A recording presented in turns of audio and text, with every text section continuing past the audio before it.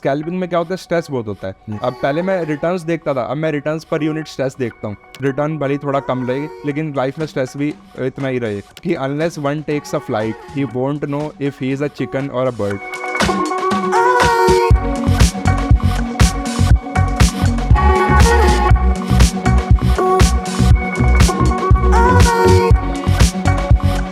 तो मैंने उसमें लगा दिया 6.85 पे, ऊपर गया 7 तक गया, 7.85 तक गया, 8.65 तक गया। उसके बाद मैं पापा को कॉल कर रहा हूँ, पापा देखो ये सब अब कहाँ सिविल वगैरह के चक्करों में है, या मार्केट में पैसा बनता है अच्छा खासा। $2000 बनाना और 2000 रुपये बनाने में फ़र्क है। तो $2000 आते हैं तो वो ज़्यादा खुशी देता है बजाय कि 20,000 रुपये आए। कभी सोचा है कि आईआईटी में आपकी सिलेक्शन हो जाए, 4 साल इंजीनियरिंग करें आप, लेकिन आपका फोकस हो स्टॉक मार्केट की तरफ? आज के जो हमारे गेस्ट हैं हरदीप मलिक, जो कि आईआईटी मंडी में सेलेक्ट हो गए थे, 4 साल इंजीनियरिंग पूरी की, ड्रॉप आउट नहीं है, लेकिन उसके बावजूद ध्यान सारा स्टॉक मार्केट पे था। मतलब इंजीनियरिंग के दौरान ही स्टॉक मार्केट के सेमिनार वेबिनार देने शुरू कर दिए थे, लोगों को सिखाना भी शुरू कर दिया था।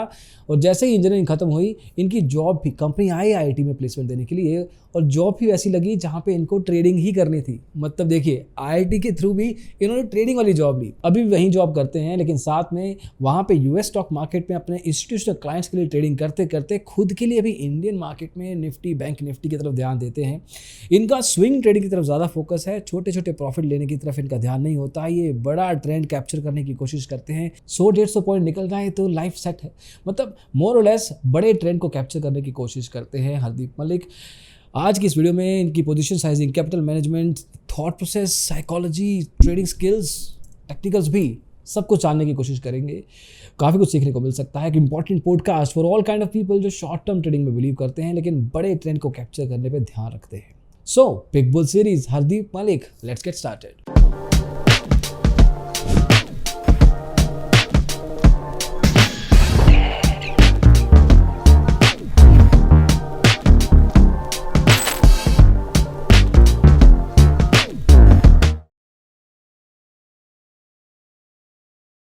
मिस्टर मलिक, वैसे तो आप पूरा नाम हरदीप मलिक है, मैं आपको मिस्टर मलिक कहने वाला हूँ, ठीक है? तो ये वेरी यंग, 25 साल के हो आप, ट्रेडिंग करते हुए भी कंसिस्टेंटली ट्रेडिंग करते हुए ज़्यादा टाइम नहीं हुआ है, 3-4 साल लगा के चले। आपके बैकग्राउंड में आपने बताया कि आप कॉलेजेस वगैरह भी जब आप खुद पढ़ रहे थे तब भी आप साथ साथ बता रहे थे, उसके बारे में जाएंगे अपन डिटेल में। बट हमारा पहला सवाल यही होता है कि जब पहली बार पक्का हो गया कि मेरे को यही करना है और कुछ नहीं करना, वो कहते हैं ना कि जब मोहब्बत हो जाती है किसी से, सच्चा प्यार हो जाता है किसी से, तो शादी तो इसी से ही करनी है, अब और कुछ नहीं, बस सपने सज जाते हैं एंड एवरीथिंग हैपेंस। ये स्टॉक मार्केट को लेके इन योर लाइफ कब हुआ? ये अराउंड 2019 की बात है।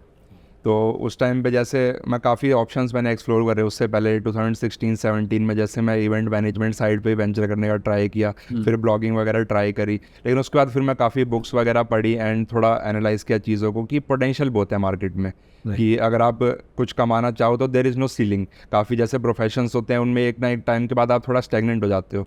तो मुझे भी यही करना था कि लाइफ में डाउन साइड लिमिटेड रहे, कि ज़ीरो से नीचे तो और कुछ जा नहीं सकता। तो डाउन साइड मेरा लिमिटेड है and upside anything that you can earn. तो वो आपके पोटेंशियल के ऊपर है and it makes you realise कि आप कितना अचीव कर पाते हो लाइफ में। तो trading is one of those field की जिसमें आप अपना फुल पोटेंशियल दे सकते हो। आप देख सकते हो कि इतनी क्वांटिटी आप हैंडल कर सकते हो, how you are able to manage itself. तो वो 2019 तक मेरे को रियलाइज़ हो गया था कि 17 से मैंने स्टार्ट करा पढ़ना एंड 1-2 साल लगे, थोड़ी गलतियाँ करी, सारी चीज़ सीखी। तो 19 के जब 3rd ईयर के एंड तक। आप कर क्या रहे थे उस टाइम पे? एक्चुअली मैं उस टाइम पे जैसे सेमिनार्स वगैरह दे रहा था ट्रेडिंग के बारे में। नॉर्मल लाइफ में एक्चुअली मैं पढ़ाई कर रहा था। तो I was civil engineering BTech in IIT Mandi. जब आईआईटी की तैयारी कर रहे थे तब पैशन था कि मेरे को आईआईटी में जाना है, या मेरे को इंजीनियरिंग करना है, या बड़ा जॉब करना है, या पैसा कमाना है, क्या था? क्यों आईआईटी में क्यों गए थे? हाँ जी, एक्चुअली उस टाइम तो देखो ज़्यादा पता नहीं रहता है। जब आप 10th 11th में होते हो तो फ्यूचर थोड़ा ब्लीक रहता है, आपको कुछ पता नहीं रहता कि क्या करना है। तो उस टाइम पे सब लोग तैयारी कर रहे थे तो मैं सोचा चलो मैं भी एक बार कर लेता हूँ। उस टाइम पे पैसों वैसों का भी कुछ इतना लालच, ऐसा कोई पैशन भी नहीं था, neither towards money not towards IIT? कुछ भी नहीं था। तो उसके बाद फिर एकदम से जैसे जब जेई क्रैक हुआ, फिर मैंने सोचा कि चलो 2 साल काफ़ी ज़्यादा मेहनत हो गई है, काफ़ी ज़्यादा पढ़ाई कर लिया, अब एक बार थोड़ा ब्रेक लेते हैं, थोड़ा स्लो एंड स्टडी लाइफ को आगे बढ़ाते हैं। फिर उस टाइम मैंने रिच डैड पुअर डैड पढ़ी है एक बारी, तो उसका थोड़ा इंस्पिरेशन लगा कि हाँ जॉब तो नहीं करनी चाहिए कि कुछ ना कुछ मेरे को बिजनेस साइड पे ही एक्सप्लोर करना चाहिए, कुछ ट्रेडिंग से रिलेटेड हो गया, कुछ money basically was the driving criteria कि कुछ बड़ा करना है एक बार लाइफ में, कि फाइनेंशियली फ्रीडम जैसा रॉबर्ट कियोस्की कहते थे। तो उसके बाद फिर मैंने रिचेस्ट मैन इन बेबीलोन और दो वॉरेन बफेट के letters to the shareholders ये सब पढ़े, तो काफ़ी इंस्पायरिंग लगा मुझे। तो फिर सोचा कि एक बार इस लाइन में वेंचर करके देखते हैं। क्या क्या 2-3 चीज़ें क्या ऐसी अच्छी लगी इन किताबों से जो आज तक आपको हेल्प करती है? हाँ जी, कि एक्चुअली देखो रिस्क रिवॉर्ड लाइफ में जैसे होता है कि मान लीजिए कुछ लिमिटेड डाउनसाइड हो गया, लेकिन पाने को बहुत कुछ है, खोने को बिल्कुल ही कुछ नहीं है। तो खोने को ज़्यादा से ज़्यादा क्या हो जाएगा कि आप जो स्टार्ट किया वो सब बंद हो जाएगा। वो तो वैसे भी आप जब जेई की तैयारी कर रहे होते हैं, जब भी आप माइंड में लेके चलते हैं कि नहीं हो पाएगा या कुछ और कर लेंगे, तो कुछ ना कुछ ट्राई करते रहना चाहिए। एंड इसमें ट्रेडिंग में क्या होता है कि डटे रहने की हिम्मत आ जाती है कि आप इतने लॉस दे देते हो मार्केट को कि आप इम्यून हो जाते हो कि कोई बात नहीं। जैसे अब मच्छर के ऊपर आप मोर्टीन स्प्रे करते ही रहोगे तो एक बार वो भी इम्यून हो ही जाएगा कि कितना ही स्प्रे कर लो मुझे फ़र्क नहीं पड़ रहा है। तो लाइफ को झेलने की क्षमता जो है ट्रेडिंग से काफ़ी आती है। इमोशनली आप काफ़ी स्ट्रांग हो जाते हो कि कोई बात नहीं, लॉसेस होगा या कुछ भी बुरा वक्त आएगा, it will just pass by, तो you can handle the worst in the life. तो उस तरीके से आईआईटी ने इस तरह तैयार होने में भी ज़रूर हेल्प। हाँ जी बिल्कुल।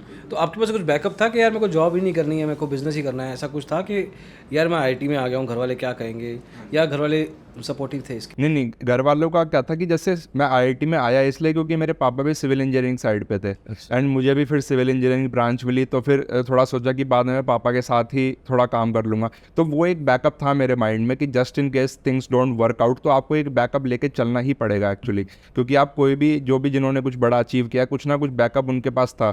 जनरली भले ही वो बोल दें कि मैं ऑल इन गया था, लेकिन बैक ऑफ द माइंड में you have to take some risk कि अगर आपका ये चीज़ वर्कआउट नहीं कर रही है तो you can always fall back to these things. तो चलो इंजीनियरिंग पूरा हो गया, पूरा किया कि छोड़ दिया बीच में? नहीं, बिल्कुल पूरा किया था। डिग्री एक्चुअली चाहिए, अगर गए हैं तो एक बार जो चीज़ शुरू करो ख़त्म करके आनी चाहिए बिल्कुल।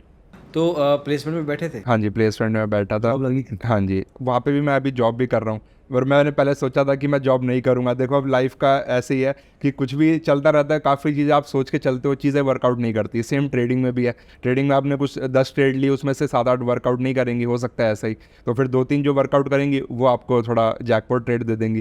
तो इस तरीके की चीज़ें लाइफ में भी ट्रेडिंग में भी चलती रहती हैं। तो जॉब चल रही है साथ? हाँ जी, जॉब भी ट्रेडिंग की ही है। जो भी ट्रेनिंग की है, जॉब भी ट्रेडिंग की है। उसी टाइम जॉब ट्रेनिंग की लग गई थी? हाँ जी, उसी टाइम हमारी my God. फ्यूचर्स फर्स्ट में मैं एक्चुअली काम करता हूँ एंड वहाँ पे हम इंटरनेशनल मार्केट्स में ट्रेड करते हैं। तो सिविल इंजीनियर कर रहे थे आप, आपको उस कंपनी ने लिया क्यों? हाँ जी, एक्चुअली मेरा बैकग्राउंड जो था ट्रेडिंग साइड पे ही था एंड उस टाइम मैं ट्रेडिंग के जो सेमिनार्स वगैरह भी देता था कॉलेजेस में, आईआईटीज़ एंड आईआईएम्स में, तो उनको लगा कि इसका बैकग्राउंड भी थोड़ा ट्रेडिंग साइड पे ही है। मैंने 3rd ईयर तक रियलाइज़ हो गया था कि सिविल साइड पे नहीं जा रहा हूँ मैं, तो फिर इसी साइड पे आया और फिर कंपनी भी बाय चांस आ गई and I am very glad कि वहाँ पे काम करके ही मज़ा आ रहा है एंड सुबह अपना इंडियन मार्केट में ट्रेड करता हूँ, तो प्रॉपर टाइड अप रहता ही है। शुरू का टाइम बताओ, जब जॉब लग गई थी, पहले 6-8 महीना क्या सीखे कंपनी से और क्या उसने आपको कैसे हेल्प किया? तो एक्चुअली देखो जनरली क्या होता है जब आप बाहर की मार्केट्स में ट्रेड करते हो, यूएस एंड यूरोप मार्केट्स में, तो वहाँ पे ट्रेडिंग स्टाइल थोड़ा डिफरेंट हो जाता है। क्योंकि जहाँ पे मैं अब ट्रेड करता हूँ वहाँ पे हम सिर्फ फ्यूचर्स ट्रेड करते हैं। अच्छा। एंड मेरा यहाँ पे ट्रेडिंग स्टाइल तो ऑप्शंस का कि हमें कुछ डीके कैप्चर करना है या फिर कुछ ट्रेंड, अगर मान लीजिए कहाँ नहीं जाएगी मार्केट, अगर आप कॉल सेल कर रहे हो तो आप ये नहीं कह रहे कि मार्केट ऊपर जाएगी या नीचे जाएगी, आप बस ये कह रहे हो कि इस लेवल के नीचे ही रहेगी, यहीं कहीं एक्सपायर हो जाएगी। लेकिन बाहर की मार्केट्स में आप ऐसा नहीं कह सकते क्योंकि हमारी जो कंपनी है वो ऑप्शन ट्रेड नहीं करती, तो आपको एक डायरेक्शनल कॉल लेनी पड़ेगी कि मार्केट कहाँ पे जा सकती है एंड कुछ स्प्रेड्स आपको बनाने पड़ेंगे। तो वहाँ पे ट्रेडिंग स्टाइल एंटायरली डिफरेंट था। तो अब मेरे साथ आजकल ऐसा हो गया कि मैं सुबह अलग आदमी हूँ, रात को मैं अलग आदमी हूँ, क्योंकि रात को जैसे यूएस मार्केट खुलती है तो मैं इंटरनेशनल मार्केट्स में ट्रेड करता हूँ, तो वहाँ पे ट्रेडिंग स्टाइल डिफरेंट है, इंडियन मार्केट में ट्रेडिंग स्टाइल डिफरेंट है। तो आपको थोड़ा मल्टीपल पर्सनैलिटी, थोड़ा शिफ्ट और इमोशनली आपको थोड़ा न्यूट्रल रहना पड़ेगा इन सब चीज़ों को मैनेज करने के लिए, तो वो काफ़ी। थोड़ा एक्सप्लेन करो इसको कि इंटरनेशनल मार्केट्स में जब आप ट्रेड करते हो और जब इंडियन मार्केट्स में क्या मेंटालिटी में या साइकोलॉजी में या स्किल में क्या फ़र्क होता है? हाँ जी, तो एक्चुअली देखो इंडियन मार्केट में अगर मान लीजिए आपने कॉल एंड पुट सेल कर दी है तो आप ये कहना चाह रहे हो कि मार्केट साइडवेज रहेगी, ठीक है। लेकिन अगर आपने इंटरनेशनल मार्केट में सेम चीज़ करी और वो भी फ्यूचर्स के साथ, तो ऊपर नीचे स्पाइक्स में आपके एसएल ही हिट होंगे। ऑप्शंस में क्या है, आप प्राइस देख के मैनेज कर सकते हो कि कोई 200 रुपये का ऑप्शन है, कोई 300 का है या फिर कोई 100 रुपये का ऑप्शन है, तो आप फार या क्लोज आ सकते हो मैनेज करने के लिए रिस्क को। लेकिन फ्यूचर्स के केस में क्या होता है, आपको डिफाइन जो है वो मार्केट के स्विंग्स के अकॉर्डिंग ही करना पड़ेगा कि अगर मान लीजिए स्विंग एक बार ब्रेक हो गया फिर एकदम से स्पाइक आके ऊपर आ गया, तो वो चीज़ ऑप्शंस पे तो मैनेज हो जाती है, क्योंकि कई बार फार के ऑप्शन से वो स्पाइक नहीं आती क्योंकि थीटा डी के आपके फेवर में काम कर रहा होता है। तो probability is more in favour of the Indian market, और इसलिए मेरे को वहाँ पे थोड़ा स्ट्रगल हुआ इनिशियली 4-5 मंथ्स के लिए, क्योंकि मैं उधर देख रहा था कि मेरे ट्रेड तो सही जा रहा था लेकिन स्टॉप लॉस भी काफ़ी बार हिट हो रहे थे, तो वो चीज़ मैनेज करना थोड़ा सा डिफिकल्ट हुआ। लेकिन धीरे धीरे फिर मैं डायरेक्शनल साइड पे ही प्रॉपर शिफ्ट हो गया कि मुझे डायरेक्शन ही पकड़ना है। एंड सेम चीज़ फिर मैं इंडियन मार्केट में भी शिफ्ट हुआ कि मैं पहले 100 या 150 रुपये के ऑप्शन सेल करता था, अब मैं 300, 400, 500 रुपये के भी in the money option sell कर पाता हूँ, क्योंकि उसमें मेरे को क्या है, रिस्क डिफाइन रहता है। क्योंकि मान लीजिए अगर आपने 500 रुपीज़ का ऑप्शन है, अगर मान लीजिए 60-70 रुपीज़ का आपने स्टॉप लॉस दे दिया, अगर 4-5 बारी आप गलत भी हो गए लेकिन एक बार आपने मूव कैप्चर कर ली तो वो आपके फेवर में ही रहेगा, and at the end of the week आप प्रॉफिटेबल ही रहोगे। तो रिस्क रिवॉर्ड का ज़्यादा गेम है। पहले मैं विन परसेंटेज का ज़्यादा देखता था कि छोटे छोटे ऑप्शन, जैसे कोरोना का टाइम हो गया, 21 का टाइम हो गया, तो उस टाइम पे कि जल्दी से बस दूर दूर के ऑप्शन सेल कर दो, जल्दी एक्सपायर हो जाएंगे। लेकिन अब क्या टाइम आ गया है कि अब थोड़ा ट्रेंड पकड़ो, 10-20 रुपये के चक्कर में मत रहो, कम से कम 150-200 रुपये पकड़ने का अगर आप ट्राई करोगे तो फिर वो आपको जो लूजिंग फेज आएगा उसमें काफ़ी हेल्प करेंगे और आपका पॉजिटिव माइंडसेट रहेगा। तो विन परसेंटेज की बजाय अब मैं रिस्क रिवॉर्ड पे शिफ्ट हो गया हूँ, तो मेरा जो ट्रेडिंग एक्यूरेसी है वो 30-40% ही रहता है, लेकिन जब वो पैसा दे के जाता है वो पिछले 5-6 ट्रेड्स का लॉस कवर कर देता है। तो इस तरीके से आप साइकोलॉजिकली, जैसे पहले तो इफेक्ट होता था साइकोलॉजिकली कि लॉस हो गया छोटा सा, अब वो इफेक्ट नहीं होता, अब मैं इसलिए ये चीज़ अफोर्ड कर पा रहा हूँ। क्या रिस्क रिवॉर्ड क्या रहता है जनरली? 1:4-5 1:4-5 हाँ जी, ओके 1:4 मिनिमम तो लेके चलता हूँ कि अगर मान लीजिए आपको 300 रुपये की चीज़ सेल कर रहे हो एंड अगर 60-70 का भी उसमें एसएल डाला है, तो 4 बार आप गलत हो गए तो 240 रुपीज़ आपका लॉस हो रहा है। लेकिन एक बार आपने मान लीजिए एक्सपायरी के दिन कैप्चर कर लिया पूरा का पूरा 200-300 पॉइंट, तो उसमें आपको प्रॉफिटेबल काफ़ी रहेगा। लेकिन कभी कभी आती हैं ये मूव्स मार्केट में, आप थोड़ा अगर वेट करोगे, जैसे मान लीजिए कि हर बार ट्रेंडिंग होएगी नहीं मार्केट, जैसे मान लीजिए साइडवेज हो गए, कुछ ब्रेकआउट हो गया, तब मैं डीप इन द मनी जाने का ट्राई करता हूँ 500-600 वाला। अगर थोड़ा साइडवेज मार्केट लगती है तो मैं 300-400 रुपये के आसपास का सेल करता हूँ। अगर बिल्कुल साइडवेज लगती है या फिर विक्स बहुत कम है जैसे कि आजकल, तो फिर मैं थोड़ा फारी रेफर करता हूँ कि थोड़ा रिस्क मैनेजमेंट लेके ही चलें, जो कि कन्वेंशनल स्ट्रेटजी हो जाती है। हाँ जी बिल्कुल। अच्छा, आजकल की इंडियन मार्केट में पिछले अगर मैं 3 महीने 4 महीने का पकड़ के चलूँ, ऐसी कितने को अपॉर्चुनिटी मिली हैं जहाँ पे आप एक ही ट्रेड में 200-150 पॉइंट के मूव को कैप्चर कर पाए हो? तो पिछले आप मान के चलिए जनवरी को आप देखोगे, जनवरी तो मेरा बेस्ट मंथ था अभी तक का, तो उसके अंदर क्योंकि प्री बजट से पहले काफ़ी मूवमेंट अच्छी आई थी एंड बजट वाले दिन भी काफ़ी अच्छा मूवमेंट आया था। उस दिन तो इनफैक्ट 3-4 हज़ार पॉइंट के ऊपर नीचे हो गया था मार्केट। तो पहली बार मैंने देखा ऐसा बजट है, वो बाय चांस की बात है कि मैं 11-12 बजे के आसपास तक मैं निकल गया था, उसके बाद तो पूरा ही नीचे आ गया, तो मेरा एसएल ही हिट होता उस टाइम पे। तो इस तरीके के आप मान लीजिए कि कम से कम भी 15 से 16 दिन ऐसे ज़रूर आते हैं जिस पे आपको 300 से 400 पॉइंट आप कैप्चर कर सकते हो पिछले 3-4 महीने में या महीने में? पिछले 3-4 महीने। 3-4 महीने 13 से 14 दिन आए ऐसे। हाँ, और वही आपका डिफाइन करते हैं पीएनएल बेसिकली, क्योंकि अगर आप देखोगे अगर आपने 100 ट्रेड्स लिए, मान लो आपके 30 प्रॉफिट है, स्मॉल प्रॉफिट और 30 स्मॉल लॉस आए, तो 30 आपस में कैंसिल भी कर देंगे, लेकिन जो बचे होंगे वो असली पैसा है।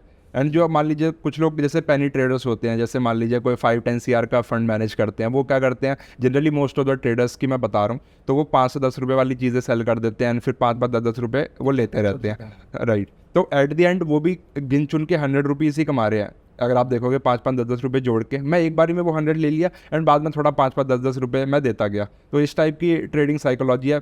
At the end return same ही आता है आपका, 3-5% पर मंथ का ही रहता है। लेकिन इससे क्या है कि मैं रोज़ ट्रेड नहीं करता इसी बहाने कि आपका फिर इंटरनेशनल मार्केट्स भी जैसे आपको ट्रेड करनी रहती है, तो टाइम मैनेजमेंट के हिसाब से मेरे लिए ये स्ट्रैटेजी सूट करती है। मतलब हर किसी के लिए नहीं कह रहा, सबको, जैसे किसी को कोई फुल टाइम ट्रेडर है लेकिन मेरे को अपना दोनों मार्केट्स मैनेज करनी है, तो मेरे लिए ये सिनेरियो वर्कआउट कर रहा है, तो मैं इसी में ही ठीक हूँ।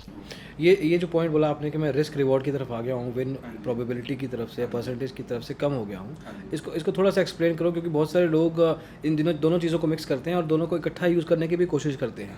हाँ जी, तो एक्चुअली अगर मान लीजिए आपको रिस्क रिवॉर्ड भी 1:5 मिल गया एंड मान लीजिए विन परसेंटेज भी 70 से ऊपर है, तो इसका मतलब आप तो कुछ होली ग्रेल पे ही काम कर रहे हो एंड उस टाइम पे प्रॉफिट ही इतने इतने आते जाएंगे कि आपको लगेगा कि यार क्या ही हो रहा है लाइफ में, वो आप हैंडल नहीं कर पाओगे। और एक्चुअली ऐसी स्ट्रैटेजी बहुत रेयरली होती है, मतलब मैंने तो नहीं देखी है अभी तक।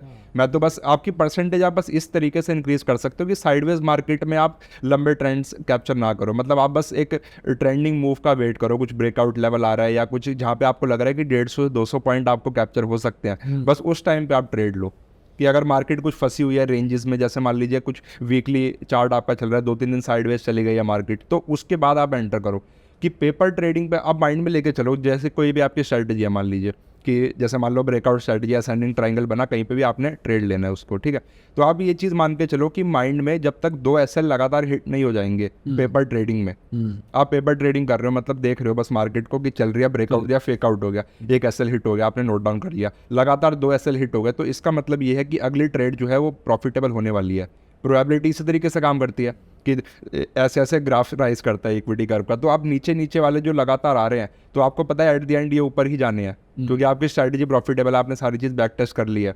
तो मैंने भी इस तरीके से बैक टेस्ट करी है, जैसे बैक टेस्टिंग टूल्स होते हैं, तो उसमें जब भी मैंने देखा कि जब इतने 2-3 अगर SL हिट हो रहे हैं, उसके बाद जो प्रोबेबिलिटी आएगी वो ट्रेड की, वो प्रॉफिटेबल होने के चांस ज़्यादा है, तो आप उन केसेस में क्वांटिटी बढ़ा सकते हो, एंड जो नीचे वाली चीज़ें हैं उसमें आप क्वांटिटी रिड्यूस कर सकते हो, तो इस तरीके से आपका इक्विटी कर्व थोड़ा स्मूथ हो जाएगा। मेरे पोजीशन साइजिंग पे मैं आना चाहूँगा, बट बिफोर दैट मैं उसी चीज़ पे हूँ अभी कि मार्केट में आप कह रहे हो कि 13 से 14 अपॉर्चुनिटी मिली होंगी, और अगर लगा लें हम 60-70 दिन, तो 5 में से 1 अपॉर्चुनिटी, 5 दिन में से 1 अपॉर्चुनिटी ऐसी देती है मार्केट।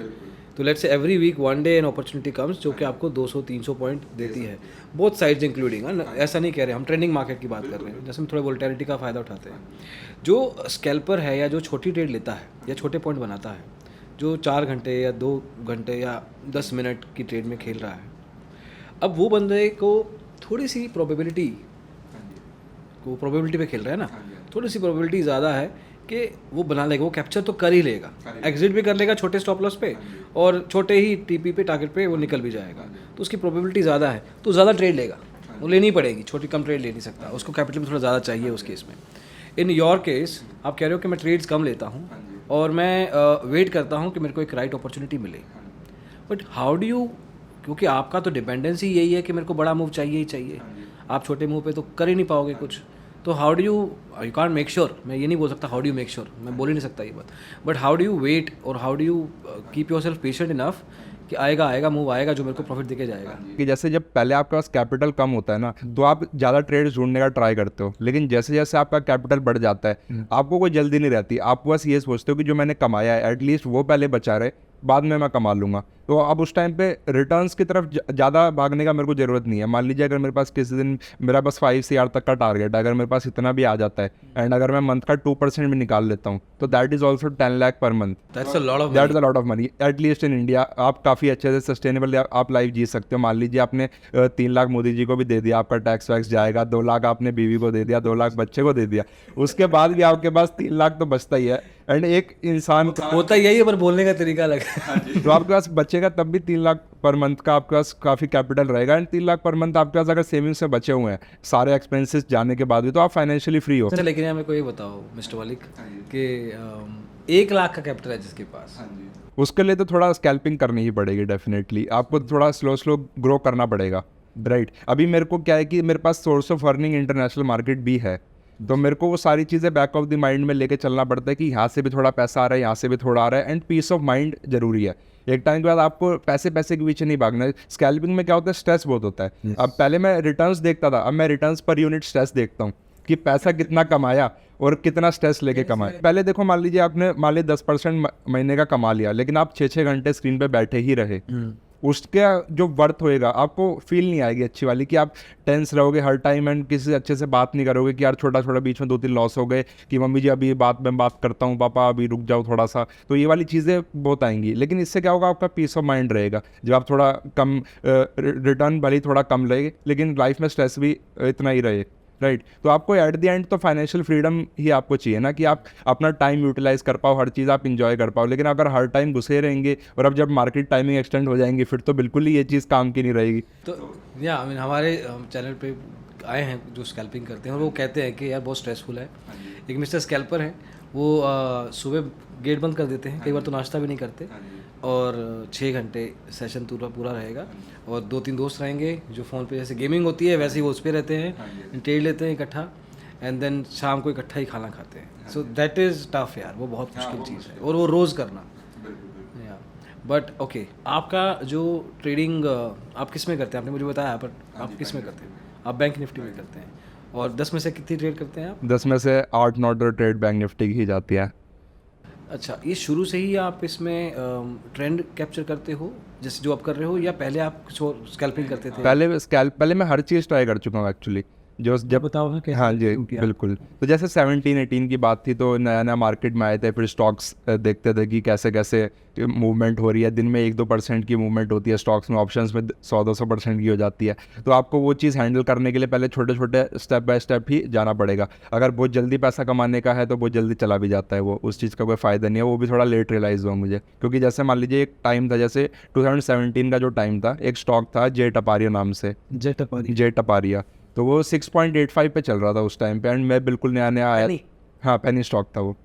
तो फिर उस टाइम पे क्या था कि मैं बिल्कुल नया नया मार्केट में आया था, मेरे पास पैसे नहीं थे, पापा से मांगा तो बोल दिया कि भाई ये तो सब जुआ है, इस चक्रों में रहने का नहीं, अपना सिविल साइड पे अपना एक्सप्लोर करो। तो मैंने बात सुनी नहीं, इस कान से सुन के यहाँ से निकाल दी कि पहले एक बार अपना 100% देना चाहिए। अगर कुछ चीज़ वर्कआउट नहीं कर रही है तो फिर अपने को बैक सीट पे आके वो आनी चाहिए, राइट। तो मतलब मैं थोड़ा फर्म बिलीवर हूँ इस बात का कि unless one takes a flight he won't know if he is a chicken और अ बर्ड। तो जब तक वो कूदेगा नहीं तो उसे पता नहीं लगेगा कि वो उड़ सकता है। इस लाइन को अब धीरे धीरे बोलो ताकि सबको अच्छे समझ में आए। बहुत अच्छी लाइन बोली है। तो एक्चुअली मैं फर्म बिलीवर हूँ इस बात का कि unless one takes a flight he won't know if he is a chicken और अ बर्ड। तो जब तक कोई छलांग नहीं मारेगा तब तक उसे नहीं पता कि वो उड़ सकता है कि नहीं, और स्टॉप लॉस देना ही पड़ेगा लाइफ में, इस तरीके का काम ही है। तो मैंने भी फिर सोचा कि नहीं, एक बार तो ट्रेड लेके रहूँगा। तो पैसे नहीं थे, तो मेरे को क्या रियलाइज़ हुआ कि दिवाली का टाइम था, तो पापा को किसी ने हीटर गिफ्ट दिया था कि दिवाली के टाइम पे जैसे हीटर देते हैं, और हम घर पे हीटर चलाते नहीं क्योंकि ऑक्सीजन थोड़ा कम हो जाता है, ये वो मम्मी मना करती है उस चीज़ को, राइट। तो उसके बाद फिर मैंने क्या करा, OLX पे हीटर को डाल दिया कि वहाँ से कुछ पैसा था कि ये ना बोलना पड़े, फिर यही बोला है। हाँ जी। तो एक्चुअली मैंने वो वहीं पे ही फिर उसको सेल किया, अराउंड 10-11,000 मुझे वहाँ से मिले। फिर उसका मैंने जे टपारिया स्टॉक खरीदा, क्या और वो भी इसलिए खरीदा क्योंकि मुझे नहीं पता था कौन सा स्टॉक खरीदना चाहिए। मेरे पास एक SMS का टिप आया कि वो हीटर जेब टपारी ने तो नहीं बनाया था? नहीं। तो उसके बाद फिर मैंने वो खरीदा क्योंकि मेरे पास एक SMS आया हुआ था कि by J Taparia short multibagger यहाँ से जाने वाला है, 20-21 रुपये, पैसा हो जाएगा 2-3 गुना। मैंने सोचा चलो कोई बात नहीं, फ्री का पैसा एक बार ट्राई कर लेते हैं। तो मैंने उसमें लगा दिया 6.85 पे, ऊपर गया 7 तक गया, 7.85 तक गया, 8.65 तक गया। उसके बाद मैं पापा को कॉल कर रहा हूँ, पापा देखो ये सब आप कहाँ सिविल वगैरह के चक्करों में है, या मार्केट में पैसा बनता है अच्छा खासा इस चक्करों में आप मतलब असली पैसा यहीं पे है, मेन बात ये है मोटा मोटा। तो पापा कहता है कोई बात नहीं बेटा, ठीक है, धीरे धीरे करो, हो जाएगा सब चीज़। फिर उसके बाद देखा कि 1 महीना बीत गया, मेरे को टारगेट 15 लेके चल रहा था मैं दिमाग में कि 10 का 20 बनाऊंगा, 20 का 40, 40 का 80, इस तरीके की कि मार्केट तो ऐसी होता है, इजी चीज़ है, कहाँ मैं सिविल पढ़ रहा हूँ, कहाँ बच्चों को मैं दोस्तों को कह रहा हूँ तुम भी बाय करो ये वो। तो फिर उसके बाद 1 महीने बाद आ गया वो 5 रुपये पे। फिर मेरे को बाद में रियलाइज हुआ चलो कोई बात नहीं, वॉरेन बफेट कहता है लॉन्ग टर्म इन्वेस्टिंग सारी चीज़ थोड़ा लॉन्ग टर्म लेके चलना चाहिए माइंडसेट। खुद को बंदा कितना खुश कर ले, सही बात है बिल्कुल। तो आपको अपने आप को थोड़ा वो करना चाहिए, कोई बात नहीं कि पैसे मेरे भी नहीं थे, थोड़ा दर्द भी थोड़ा कम हुआ, लेकिन फिर वो आ गया 3 रुपये पे। फिर मैं सोच रहा हूँ कि यार ये तो आधी देख नहीं रहे थे क्यों आ रहा है नीचे नीचे, बस सिर्फ प्राइस देख रहे थे। सिर्फ प्राइस देख रहा था, मैं ज़्यादा पढ़ नहीं रहा था, मैं तो बस अपना देख रहा कि किसी ने बताया है, कोई चाहता है। ये पता था कि जेट पर ये कंपनी काम क्या करती है? नहीं तो शुरू में तो आप पैसा का लेके जाओ पैसे, हीटर के पैसे तुम लेके जाओ। मैं तो एक्चुअली बस सोच रहा था कि फ्री का पैसा आ गया, कुछ ट्राई कर लेते हैं इसी बहाने। तो फिर क्या हुआ, 3 रुपये पे आ गया। एक्चुअली वो लोअर सर्किट लगता हुआ जा रहा था, मुझे नहीं पता था कि वो नीचे ऐसे जा रहा है। मैं सेल करने का सोचा 2 रुपये पे कि चलो बहुत हो गया, अब ज़्यादा रिस्क नहीं लेते, बहुत एडवेंचर हो गया लाइफ में। तो मैंने सेल करने के लिए लगाया, सेल हो ही नहीं रहा, कोई बायर से नहीं, लोअर सर्किट लगा हुआ है, और मैं रोज सेल करे जा रहा हूँ उसको। 0.33 पे मैं निकला फिर उसको 0.33 30 पैसे 33 पैसे पे 33 पैसे में फिर मैं उसमें 6 रुपये कितने पे? 6.85 6.85 पे कहते 0.33 6 रुपये 6.5 रुपये का नुकसान एक शेयर के ऊपर, और 200 शेयर लिए होंगे कम से कम। अब आप बैंक निफ्टी में हो और आप उसमें पेड कॉन्ट्रैक्ट ट्रेडिंग करते हो, उसमें रिस्क रिवॉर्ड बड़ा मैनेज करना पड़ता है, और थोड़ा रिस्की काम है, बहुत ज़्यादा उसमें आप रिस्क नहीं ले सकते हो। 10 में से 8 जो ट्रेड होते हैं वो मैं बैंक निफ्टी ऑप्शन सेलिंग में रहता हूँ। एंड वो भी मैं जैसे कुछ स्टॉक्स मैंने बाय कर रखे हैं। मेरा जो ओमनीबुल्स का ट्रेडिंग अकाउंट है, जो एक कंपनी का अकाउंट है, एक मेरा यूट्यूब के लिए अकाउंट है, जो मैं डेली पोस्ट करता हूँ कि स्मॉल अकाउंट को आप कैसे ग्रो कर सकते हैं। तो उसमें अराउंड 20 लैक्स मैंने डिप्लॉय कर रखे हैं। तो पिछले 4-5 महीने में जितना मैंने सारी वीडियोस डाली हैं, तो उसमें अराउंड 6 to 7 लैक्स का प्रॉफिट हुआ है। अच्छा, राइट, तो मतलब 6.25। तरीका क्या है पेड ट्रेडिंग का, पेड कॉन्ट्रैक्ट ट्रेडिंग का तरीका क्या है? पेयर ट्रेडिंग में एक्चुअली क्या होता है कि आप मान लीजिए 2 स्टॉक्स हैं, वो सेम इंडस्ट्री के हैं। मान लीजिए आईटी पकड़ लेते हैं, तो आईटी में इन्फोसिस वर्सेस टीसीएस, क्योंकि इनकी जो मार्केट कैप है लगभग सिमिलर है, ऊपर नीचे जाती रहती है। तो जो बड़े प्लेयर्स होते हैं वो क्या करते हैं, इनको थोड़ा इक्विलिब्रियम मेंटेन करने का ट्राई करते हैं, रिवर्जन टू द मीन। जैसे मान लीजिए किसी स्टॉक का पी ज़्यादा हो गया, मान लीजिए इन्फोसिस का 40 पे चला गया एंड इन्फोसिस का टीसीएस का 20 पे रह गया, तो फिर वो उसको एवरेज पे लाने का ट्राई करते हैं कि अराउंड 25-30 के अराउंड ही पी मेंटेन दोनों का रहे। रहे। हाँ जी। तो जो इंडस्ट्री पी, जैसे आपने कभी पढ़ा होगा कि इंडस्ट्री पी के हिसाब से लोग कंपेयर करते हैं, तो उसको अंडर वैल्यूड को बाय कर लिया एंड ओवर वैल्यूड को थोड़ा सेल कर दिया। तो ये चीज़ फ्यूचर्स में लिक्विड स्टॉक्स के अंदर आप कर सकते हो एंड काफ़ी अच्छी मूवमेंट इसके अंदर आती रहती है। एंड इसका भी सिंथेटिक चार्ट्स आप बना सकते हो। तो आप ये कहने की कोशिश कर रहे हो कि आप कंपनी के फंडामेंटल से उसको उसके टेक्निकल्स में आ सकते हो, उसका पीई चेक किया, अगर इंडस्ट्री का एवरेज मान लो 30 है और एक अच्छा स्टॉक 40 पे पहुंच गया है, दूसरा 20 पे लैग कर रहा है, तो जो 20 वाला है वो उठेगा, बैलेंस कर। ये जरूरी नहीं है, या तो नीचे गिरेगा। हाँ, या तो वो उठेगा या दूसरे वाला नीचे गिरेगा। वो भी प्रोवाइडेड दब कि जब कोई न्यूज़ मार्केट में नहीं है या फिर कुछ रिजल्ट्स का फैक्टर नहीं आ रहा है। तो ये जो पेयर ट्रेडिंग होता है, रिजल्ट्स के सीजन पे आप मत कीजिए, क्योंकि आपको नहीं पता कि रिजल्ट से क्या इम्पैक्ट होने वाला है। राइट, क्योंकि ऐसा नहीं है कि जो कंपनी मिड कैप्स में है वो अब लार्ज कैप में नहीं जा सकती, या कोई कंपनी मिड कैप में है जो कि स्मॉल कैप में नहीं आ सकती। हम इसलिए सिर्फ मिड कैप की कंपनी पकड़ते नहीं, हम सिर्फ लार्ज कैप की पकड़ते हैं, क्योंकि जो उन्होंने रिटर्न जो दिए हैं वो काफ़ी हद तक स्टैग्नेंट हो सकते हैं एक टाइम के बाद। ठीक कि थोड़ा सा साइडवेज जा सकती है मार्केट ट्रेंडिंग होने के बाद। तो उस साइडवेज मूवमेंट में जो पेयर ट्रेडिंग होती है वो आपको काफ़ी अच्छे स्कैल्पिंग की अपॉर्चुनिटीज़ देती है। एंड इंट्राडे में भी कभी कभी पर लॉट आपको 5 से 7 हज़ार रुपये का प्रॉफिट मिल जाता है। तो आप उसको अगर 10-15 लॉट से खेलोगे तो काफ़ी अच्छा उसके अंदर। तो लार्ज कैप में, सॉरी मैं आपको इंटरप्ट किया, पर लार्ज कैप में भी आपने how do you figure out के उसमें भी आप चलो इंडस्ट्री के टॉप स्टॉक उठा लेते हो, पर फिर लार्ज कैप में इंडस्ट्री के भी टॉप स्टॉक उठाओगे तो उसमें कितनी की मूवमेंट आएगी यार? नहीं, कभी कभी देखो डेफिनेटली मूवमेंट आ जाती है। आप जब एक सिंथेटिक चार्ट्स बनाए जाते हैं इन चीज़ों के भी, जैसे Infosys versus TCH, HDFC versus HDFC bank, Kotak versus HDFC, SBI versus bank Nifty versus HDFC. तो ये सारे कॉम्बिनेशंस जो है, आप अगर इनके सिंथेटिक चार्ट्स बनाओगे तो इसको भी आप ट्रेडिंग पर्पस से ट्रेड कर सकते हो। इनके जो सपोर्ट रेजिस्टेंस होते हैं उसमें रिवर्सल ट्रेड्स अगर आप देखोगे तो वो काफ़ी अच्छा वर्क करते हैं। तो पेयर ट्रेडिंग के केस में मैं रिवर्सल ट्रेड करता हूँ, बैंक निफ्टी के केस में मैं ट्रेंडिंग ट्रेड करता हूँ। और इसी तरीके से जो क्रूड ऑयल जैसे मैं जो कंपनी में ट्रेड करता हूँ, तो वहाँ पे मैं रिवर्सल ज़्यादा ट्रेड करता हूँ। वहाँ पे कुछ स्प्रेड्स वगैरह बना के, बटरफ्लाइज बना के, फ्यूचर्स की जो बटरफ्लाइज होती है, तो वो वाली वहाँ पे रिवर्सल ट्रेडिंग काफ़ी अच्छा अपॉर्चुनिटी देती है, क्योंकि साइडवेज थोड़ी मार्केट होती है, तो आप ऊपर सेल कर सकते हो, आपका रिस्क डिफाइन होता है एंड टेक डिफाइन होता है। तो ये चर्निंग काफ़ी अच्छी हो जाती है पैसे की। एंड मार्केट जैसे 20 आवर्स खुली रहती है, बाहर वाली इंडियन वाली भी 5-6 घंटे खुली रहती है, तो उस केस में अपॉर्चुनिटीज़ काफ़ी मिल जाती है इंटरडे के लिए भी। एंड अब जैसे मान लीजिए मार्केट टाइमिंग एक्सटेंड होने वाली है, तो जैसे अगर हो सकता है, मतलब मेरे को नहीं पता होएगी नहीं होएगी, अगर हो जाती है तो I as a trader have to be ready for that. क्योंकि अपने को जैसे मान लीजिए बैंक निफ्टी ऑप्शंस था, वो सेम चीज़ काम नहीं करेगी। आपको नहीं पता किस रैंडम टाइम पे मूवमेंट आ जाए एंड आपको स्क्रीन पे बैठे रहना पड़ेगा। लेकिन अब टाइम ऐसा आ गया कि मैं इतना ज़्यादा बैठ भी नहीं सकता, तो अब मैं थोड़ा थोड़ा पेयर ट्रेडिंग की तरफ शिफ्ट करता जा रहा हूँ धीरे धीरे, क्योंकि पेयर ट्रेडिंग जो होगी वो आपको दिन में 10 घंटे में चर्निंग करा देगी। बैंक निफ्टी का ये जरूरी नहीं है कि आपको ऑप्शंस प्रॉफिट देंगे कि नहीं देंगे, वो सिर्फ एक्सपायरी के दिन आप कर सकते हो।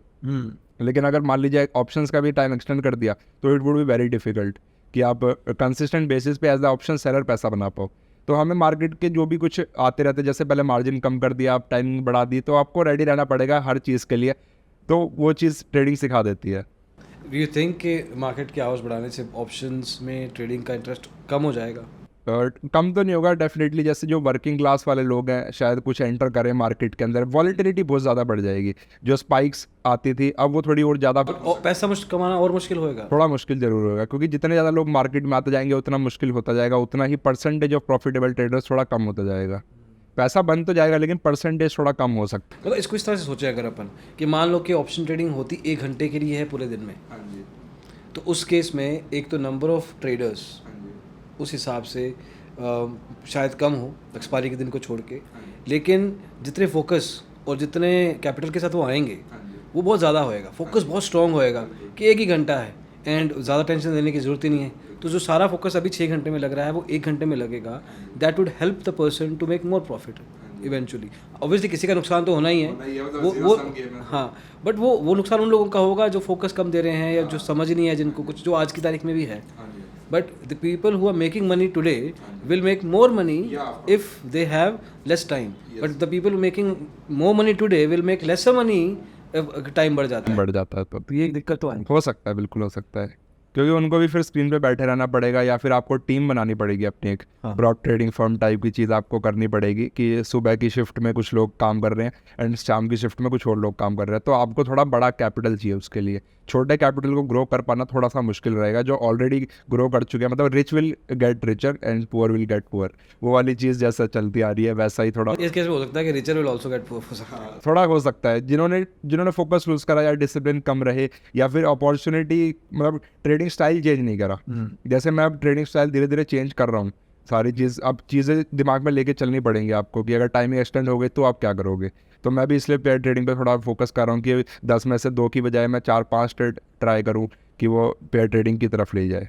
नहीं तो आप बैंक निफ्टी में पेयर ट्रेडिंग कैसे करते हो? बैंक निफ्टी वर्सेस निफ्टी आप कर सकते हो, बैंक निफ्टी वर्सेस बस इंडी चलता है ये चीज़ भी, तो काफ़ी है इसमें भी ऑप्शंस। जैसे आप देखोगे अगर आप इसका सिंथेटिक चार्ट बना के बॉलिंजर्स के, कैसे बनता है सिंथेटिक चार्ट? आप ट्रेडिंग व्यू पे बना सकते हो, प्रीमियम अगर आपने लिया है तो ट्रेडिंग व्यू प्रीमियम पे आपको मिल जाता है। अगर डेली चार्ट जो है वो फ्री में मिल जाता है, लेकिन अगर आपको इंटरडे चार्ट चाहिए तो वो 15 या 30 मिनट्स का आपको प्रीमियम लेना पड़ेगा ट्रेडिंग व्यू का। अच्छा। एंड आपका क्या मतलब कितनी देर एक दिन में आप स्क्रीन पे रहते हो? सुबह 1.5 आवर्स एंड शाम को जो यूएस मार्केट होती है उसमें 2 to 3 आवर्स। और मार्केट क्लोजिंग, इंडिया की मार्केट क्लोजिंग? नहीं इतना, मतलब थोड़ा बस। अच्छा, सुबह के टाइम बस प्रॉफिट निकाला और फ्री? हाँ, मेरा मेन जो है सुबह मतलब प्रॉफिट निकाल लिया या फिर मैंने ट्रेड ले लिया, स्टॉप लॉस मेरा डिफाइंड है। अच्छा, यू आर नॉट एग्जिट नहीं करते ना आप इतनी जल्दी? हाँ, मैं एग्जिट नहीं करता। एंड या फिर जैसे मान लो मैंने अब 2 बंदे रखे हुए हैं अपने, जैसे घर का जो बेसमेंट है उसके अंदर मैंने 2 बंदे रखे हुए हैं, वही अब गैराज नहीं है आपके पास? बड़ी कंपनी गैराज में खुलती है। अभी धीरे धीरे ग्रो करेंगे। लोग कहते हैं गैराज में एप्पल खुला था। नहीं। अच्छा, तो फिर वो क्या करते हैं सारा दिन? हाँ जी, वो एक्चुअली क्या करते हैं, जैसे मैंने कुछ डिफाइन कर दिया कि अच्छा ये वाला स्टॉप लॉस है, अगर यहाँ पे मार्केट आता है तो आपको एग्जिट कर लेना है, या फिर कुछ बड़ी क्वांटिटी अगर कुछ फायर करनी होती है, तो अगर मेरे को थोड़ा कभी डर लग रहा होता है या फिर जो हम जैसे एक स्ट्रैटेजी होती है पोजिशनल बेसिस की, हमारी जैसे कैलेंडर ट्रेड्स जो है वो चलती रहती है, तो उसको मैनेज करने के लिए वो करते हैं उस क्या होती है कैलेंडर ट्रेड्स? जब भी कोई नया वर्ड आता है तो मेरा ध्यान खुल जाता है कि मैं पूछूं ये क्या है। तो कैलेंडर ट्रेड्स में एक्चुअली क्या होता है कि जैसे मान लीजिए आपने वीकली बेसिस पे कर सकते हो या मंथली बेसिस पे आप कैलेंडर्स बना सकते हो। जब कम विक्स का टाइम चल रहा होता है, जैसे आजकल चल रहा है, अगर 16-17 से विक्स कम होता है तो हम कैलेंडर ट्रेड्स को ज़्यादा प्रेफर करते हैं कि छोटा छोटा कुछ रिटर्न मिलता रहे। तो कैलेंडर ट्रेड्स में क्या होता है, इस वीक का मान लीजिए आपने कॉल सेल कर दिया एंड नेक्स्ट वीक का कॉल बाय कर लिया सेम स्ट्राइक प्राइस का, एंड बैंक निफ्टी मान लीजिए 42,000 पे चल रही है अगर, तो 42,000 का आपने मान लीजिए पुट सेल कर दिया इस वीक का, नेक्स्ट वीक का आपने 42,000 का पुट बाय कर लिया, तो उससे क्या होगा, इसका जो ग्राफ होता है इस तरीके का कुछ बन जाता है। ऑप्स्ट्रा पे अगर आप बना के देखोगे, ऑप्स्ट्रा एक वेबसाइट होती है, तो फिर उस पर अगर आप बना के देखोगे तो इस तरह का कुछ ग्राफ बनेगा। अगर मान लीजिए इसके एजेस पे पहुंच जाता है तो आप इसमें कुछ एडजस्टमेंट्स करते हैं, मान लीजिए आपने यहाँ पे भी कैलेंडर को शिफ्ट कर दिया, तो इस तरीके से एक चांद जैसा बन जाता है, तो इससे आपका प्रॉफिट एरिया डिफाइन हो जाता है एंड रिस्क भी काफ़ी हद तक मैनेज रहता है। तो ये वाली जो स्ट्रैटेजी होती है कम विक्स में काफ़ी अच्छा ये काम करती है, एंड जो बड़ा विक्स हो जाता है तो हम शैडोज ट्रायंगल की तरफ चले जाते हैं कि प्रीमियम्स अच्छे मिल रहे हैं, दूर दूर के हम सेल कर देते हैं। तो इससे जैसे आपने पोर्टफोलियो को प्लेज करके जो पैसा आता है प्लेजिंग करके शेयर्स को, तो शेयर्स की भी ग्रोथ होती रहती है, थोड़ा थोड़ा आपको यहाँ पे भी बनता रहता है। तो ये it's like renting the stocks, तो इस तरीके का हम थोड़ा निकालने का ट्राई करते हैं, तो वही मेन उनका काम रहता है। एंड जो ट्रेंडिंग डायरेक्शन होता है वो मेरा काम है, साइडवेज काम है वो उनका काम है। तो किसी भी तरीके का मार्केट सिनेरियो आए हम रिस्क मैनेज करके उसको कैप्चर करने का ट्राई करते हैं। ओके, ऑब्वियसली पूरा खुद टाइम देने की बजाय इतना को ट्रेन कर दिया टीम को कि आपको अपॉर्चुनिटी के टाइम पे बता देना। वो ट्रेड लेते हैं आपकी जगह या आपको बताते हैं सिर्फ? नहीं, वो ट्रेड लेते हैं। हाँ जी, लेते हैं। इतना ट्रेन कर दिया है? हाँ जी, अभी अराउंड 9 to 10 मंथ्स हो गए हैं, अभी रिसेंटली ही शुरू किया है मैं। 9 to 10 मंथ्स छोटा टाइम नहीं है। हाँ जी, ऑलमोस्ट 1 साल। हाँ जी, तो मतलब 3-4 महीने तो थोड़ा ट्रेन करने में चले जाते हैं, फिर उसके बाद धीरे धीरे कॉन्फिडेंस आ जाता है, एंड जब पैसा उनका नहीं होता तो वो फ्रीली थोड़ा अनबायस्ड अप्रोच के साथ कर पाते हैं। अच्छा, ये आज का तारीख का काम है। This is how it's going on today. ये आपकी उम्र है 25, बोल सकता हूँ ना मैं? इट्स ओके कि बता दिया जाए। हाँ जी, तो फ्रॉम दैट परस्पेक्टिव आप यंग भी हो, हाँ जी। तो what has been your source of, कैसे सीखे कैसे ये सब? मतलब नाउ यू थोड़ा फ्लैम्बॉयंट तरीके से बोल रहे हो, बट एक सोर्स तो होगा ही। तो एक्चुअली सोर्स एज सच तो कुछ नहीं है, मैंने हर चीज़ बिट्स एंड पीसेज है। हाँ कि मैंने कुछ यहाँ से यूट्यूब से देखा, कुछ मैंने बुक्स पढ़ी, कुछ मैंने पॉडकास्ट सुने, सारी चीज़ें एनालाइज करी, हर चीज़ मैंने ट्राई करी, हर जगह एसएल दिया, तो सारा जो बिट्स एंड पीसेस जो एक्सपीरियंस बना उससे, वो आज मैं हूँ इस तरीके से है। मतलब ऐसा कुछ एक सोर्स ऑफ इनकम में, मतलब एक सोर्स ऑफ लर्निंग में डिफाइन नहीं कर सकता। ज़िंदगी जैसे होती है कि हर छोटी छोटी चीज़ों को आप सीखते गए, थोड़ा गिरते पड़ते रहे, तो इस तरीके से ही बने हैं। तो वही वाली चीज़ है। फिलोसोफर भी बन सकते हो वैसे।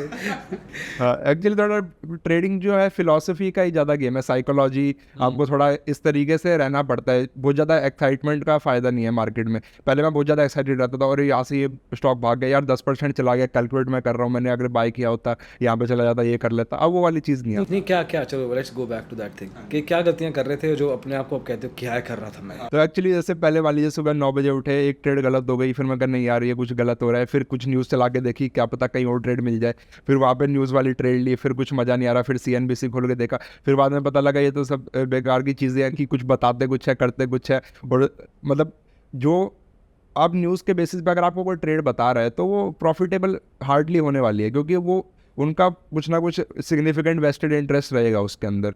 या फिर अगर आपको कोई टिप प्रोवाइड करा रहा है, पहले मैं बहुत सारी चीज़ें सुनता था, देखता था, लेकिन धीरे धीरे माइंड में, मतलब इट्स लाइक धीरे धीरे जैसे आप बड़े होते जाते हो, it's about letting go of things.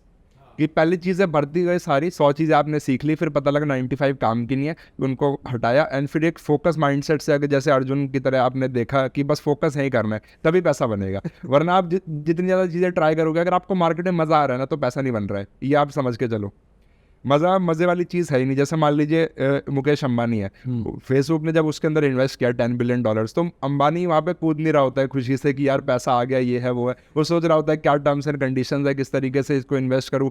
थोड़ी चीज़ें जब पैसा ज़्यादा आता है, तो आप दिमाग ज़्यादा चलता है, ये एक्साइटमेंट ज़्यादा नहीं होती, क्योंकि आप जैसे काफ़ी जगह देखोगे कॉन्क्लेव्स हो रहे हैं, स्टॉक मार्केट की चीज़ें हो रही हैं, बहुत फन हो रहा है, तो वो वाली चीज़ इतना यूज़फुल है नहीं, मतलब जितना ग्लोरीफाई उसको किया जाता है। ऐसा ना हो कि आगे चल के people see you in some of the conclave, ये तो देखो बोल रहे, अब देखो खुद है।